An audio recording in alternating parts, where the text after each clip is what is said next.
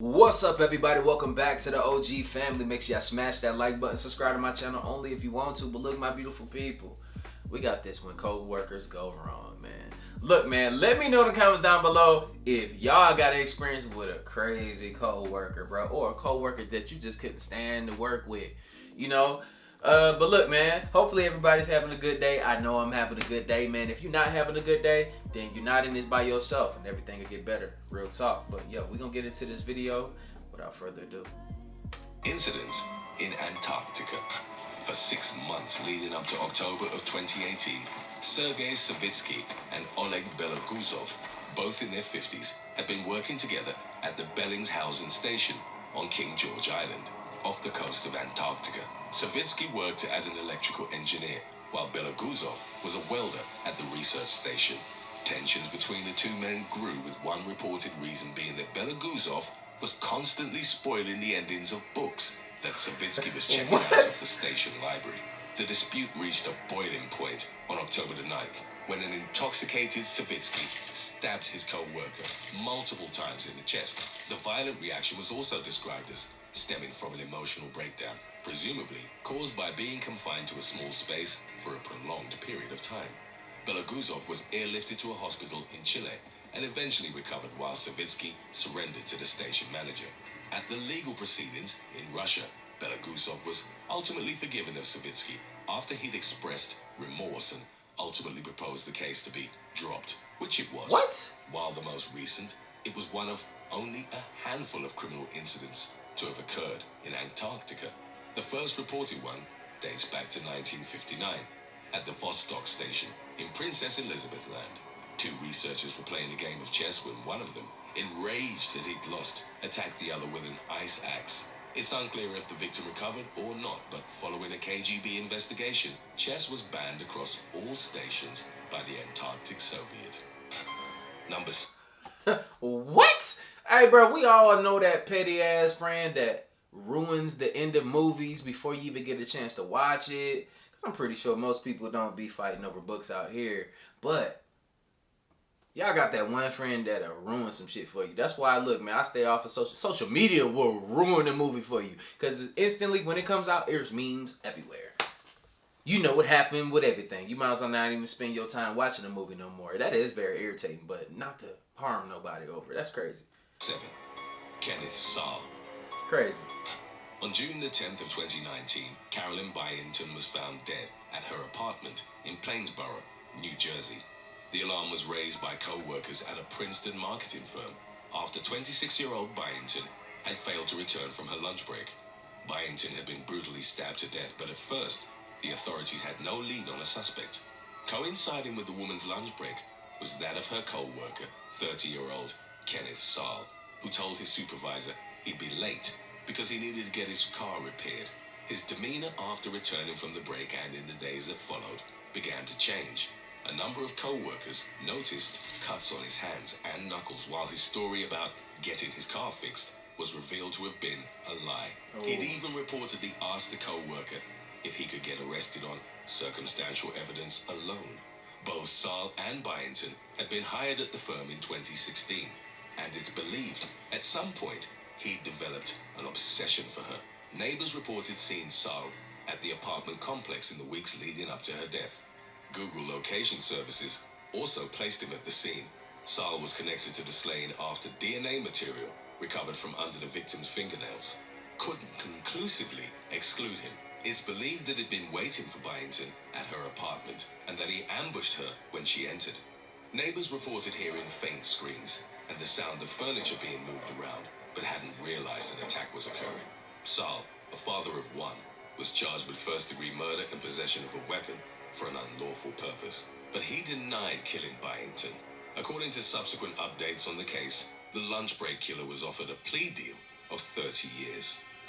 6. You know what's crazy, bro? Look, I keep hitting this point, man. I think there definitely needs to be some type of reform because, look, man, there needs to be something in place to help men in particular talk to women, because I think a lot of this stems from dudes getting no sugar walls out here and feel like they're being left out of being like you know, they feel like they're unattractive or to women, and women don't like them, so they obsess over the things that they normally they feel like they can't have. But we need to develop a system where we can learn how to talk to women, approach women. It's not all about your looks. It's not all about, you know, all of that. You know, you can actually, if you actually talk to women and learn how to talk to them, it'll be a lot easier, and you won't have to fantasize and do nothing, because it'll be easy for you just to go up to this woman, talk to her.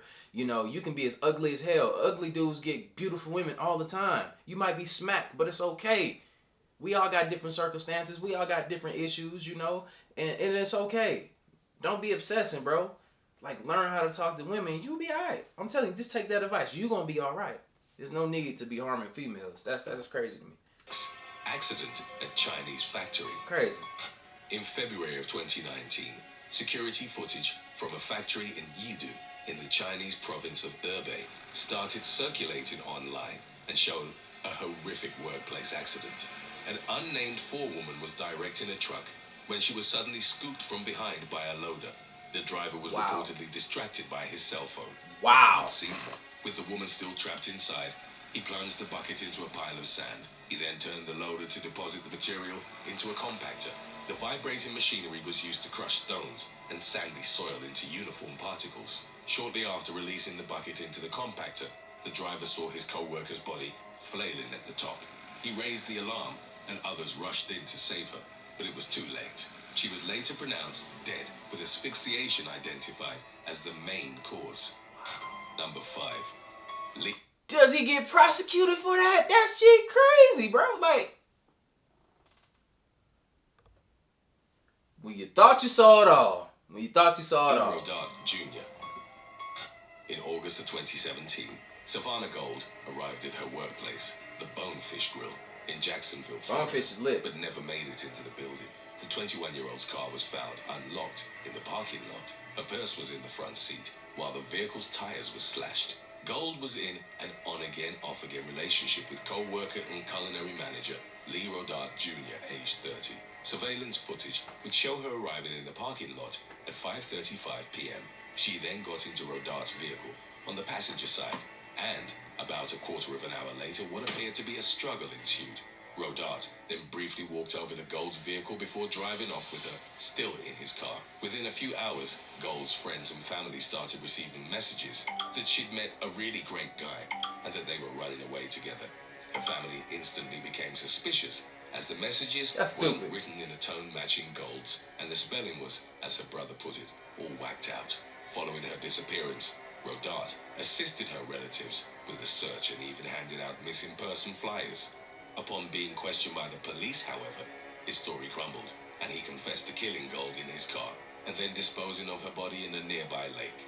Divers later recovered her remains. The motive remains a mystery, although Rodart claimed self-defense and that Gold had attacked him first. He ultimately pled guilty to second-degree murder in 2021 and was sentenced to 40 years in prison. That's crazy, bro. Look, you talking about self-defense, bro. That don't work, my G. Like, come on, man. Like, unless she has, like, a weapon that can, like, cause seriously body harm or even death, you know, bro, come on, man. This shit don't be making no sense, man. Some of these people just, that irritates me. 4. Murder of Kiana Davis. In February of 2018, a Pennsylvania woman was shot and killed during a robbery that had been orchestrated by her co-worker. 27-year-old Kiana Davis had told others at the Wilkinsburg dollar store where she worked about a $7,000 tax refund that she was expecting. Hearing about the mother of two's good... Stop telling people about your... Like, bro, especially... Look, man, I'm going to be real. If you living in certain locations and your lifestyle is a certain way and you're around certain people that ain't got much, bro, stop telling them about your tax returns and all this other stuff, man. Like, it's none of their damn business. You know these people would do anything. Certain people would do anything to take what you have. Just because they not out here, they not going to work hard enough to get what you got. You know what I'm saying? So they going to take it from you. That's real talk. You got to protect yourself. Crazy. Stop telling people your business. Fortune, co-worker. Be around people that got something to lose. Age 21, contrived a plan to steal her money. To that end, she sought the help of accomplices Dane James Taylor and Kajin Xavier Scott, both in their early 20s. During Davis's lunch break, her grandmother brought her $3,000 in cash. Whitley saw the exchange and set the plan in motion by texting Taylor.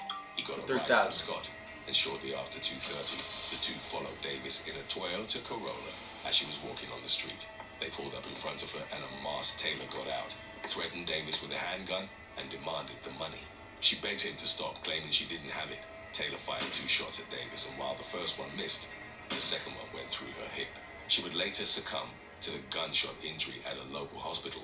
Investigators used surveillance footage and eyewitness testimonies to trace the Corolla back to Scott, who subsequently confessed to the entire plot. Scott's sentence remained to be determined. Whitley and Taylor both accepted plea deals and were given sentences of 20 to 50 and 30 to 60 years in prison, respectively. Bro, you telling me that y'all gonna do all of that time over $3,000 that you ain't even get to enjoy, first of all? That's the most ignorant, stupid shit out here. But like I said before, bro, stop telling people y'all business, you know? Don't let them know when you got money on you. Y'all be taking pictures and have money all in y'all hands, and then y'all be out somewhere in that spot.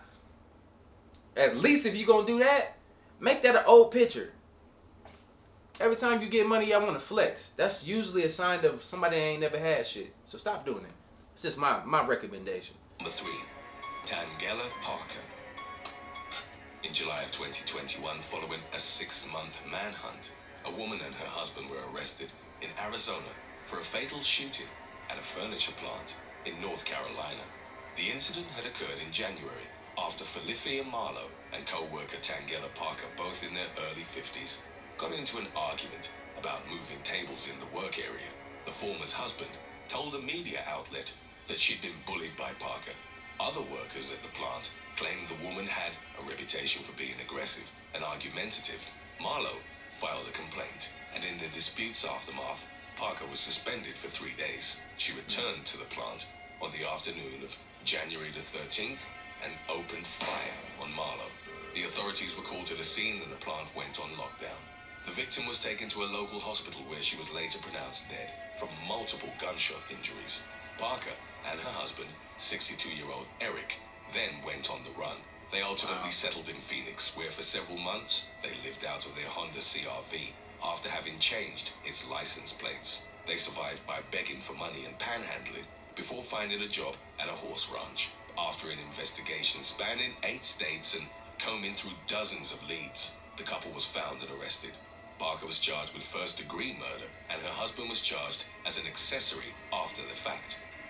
Today's topic was... Bruh, look, that's the definition of somebody that's down for you. I tell you, boy, because look, I'm going to be real with you, man. I got a lot to live for. And like I be telling y'all, bro, I changed my mindset and it changed my life about things, you know? Man, don't be going down with somebody that made a stupid decision. And plus, you know, if somebody that person don't really love you like that, if they will put you in these situations where your freedom can be at jeopardy too as well. Those people don't really love you. That's some selfish ass shit, bro. Go down, and I stand on this, go down for what you do. Don't drag other people into it. Don't bring an accessory to it. But some of these people is dumb and they're like, oh, I love this person. Bro, your life is ruined. Let her go. She did that. You feel me? I mean, that's just my opinion, though. Requested by... I ain't going to jail. Like, hell no. You going to get like 30, 40. For what? Because you love that person? Look, I'm going to keep going, though. My bad, y'all. Romwise Swain, Monique Stone, and Ty the Thomas fan, 3400. If you have any other topics you'd like to learn about, subscribe and let us know in the comments section below. Number 2, Christopher Dillard. On April the 19th of 2017, in the early hours of the morning, the body of 24-year-old Nicole Gland was found behind the upper deck lounge in Chesterton, Illinois, where she worked as a bartender. She'd bled out in her SUV after sustaining over 20 stab wounds. The culprit was later identified as 51-year-old Christopher Dillard, a bouncer at the bar. When first questioned, he confessed to officers that he'd killed Gland after she'd refused his advances, also mentioning that he'd been doing drugs for days. However, those statements were thrown out when Dillard's defense argued that the officers had violated his constitutional rights by continuing to question... Nah, they don't look like they violated his constitutional rights. They look like they violated your jaw. Somebody stole off on you. That's crazy. You deserve that, too. even after he'd requested an attorney. However, in a jailhouse phone call to his longtime girlfriend, he seemed eager to confess and told her that it was the drugs, while in another conversation, Dillard said that he'd messed up bad. A judge considered the phone calls admissible, as Dillard had been informed they were being recorded. While he didn't outright confess to the killing, the conversations weighed heavily in front of a jury. Dillard was found guilty and sentenced to 65 years in prison. Oh, it's over for him. Number 1. His old ass is gonna be in there. He's gonna die in prison. In 2018, at a metal fittings company in Schlossholt-Stuttenbruck, Germany, an unnamed worker took out his sandwich during the lunch break and found that it had a white powder on it. He became suspicious when, the following day, the same substance appeared on another sandwich. The worker took the matter up with the company's management, and a hidden camera was installed in the break room. It would later capture a worker, identified only as Klaus O, in accordance to German privacy laws, as he took food and drinks out of his colleagues' bags, then covered them with dust before meticulously placing them back. Tests would later reveal the substance to have been acetate, which is almost tasteless and can severely impact organ health. 57-year-old machinist Klaus had been working at the company for over 30 years and had always kept to himself. When the police searched his home, they found a makeshift laboratory where he'd been experimenting with a number of heavy metals, including cadmium, lead, and mercury. Ultimately, 2 colleagues had suffered severe kidney problems, and one has sustained brain damage that left him in a vegetative state, unlikely to recover.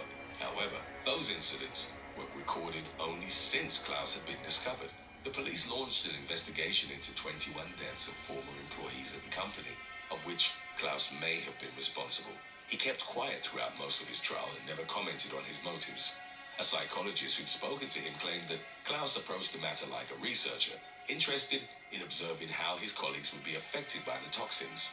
The psychologist was quoted as saying that Klaus seemed like a scientist who was testing substances on a guinea pig.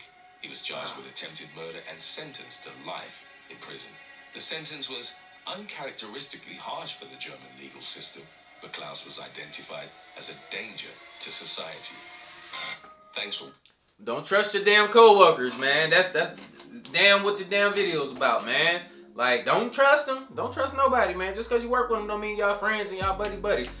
Absolutely not. You feel me? But look, let me know what videos y'all want to see next. I'm going to be dropping these on the daily. These shits is lit. You feel me? But look, I'll see y'all in the next video. Let me know y'all stories and stuff in the comments down below, man. It's crazy out here in these streets. Oh, I'll let y'all know about mine. I had a coworker. I was in the military though. I was in the military. And this dude, man, he always seemed to have like a problem with me. And he was one of those dudes. He was one of those dudes from the country with a racist face. And he used to always say stuff that was very insensitive. Like, I'd just be chilling. We'd be having conversations and stuff, all, you know. And then he'd just come out of nowhere and say something like, you know what I'm saying?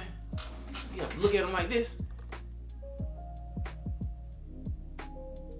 I don't even want to get into it. It's going to make me angry. He looked at me and said, we were talking about lunch, what we was going to eat for lunch. And I think he was trying to antagonize me.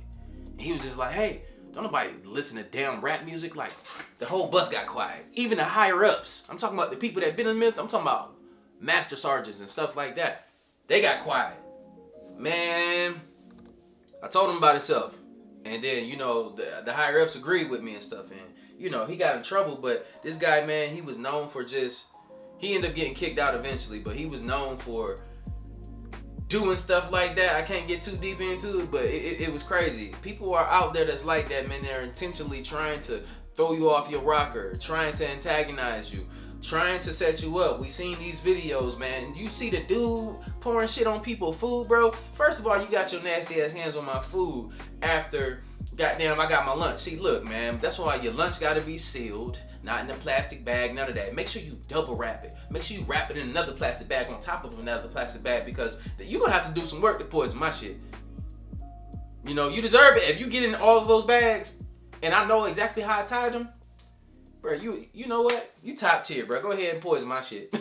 But look, man, I'll see you on the next video, man. Like I always say, spread love because there's too much hate in this world. Love you guys. See you on the next video. And I'm out, though. Blah.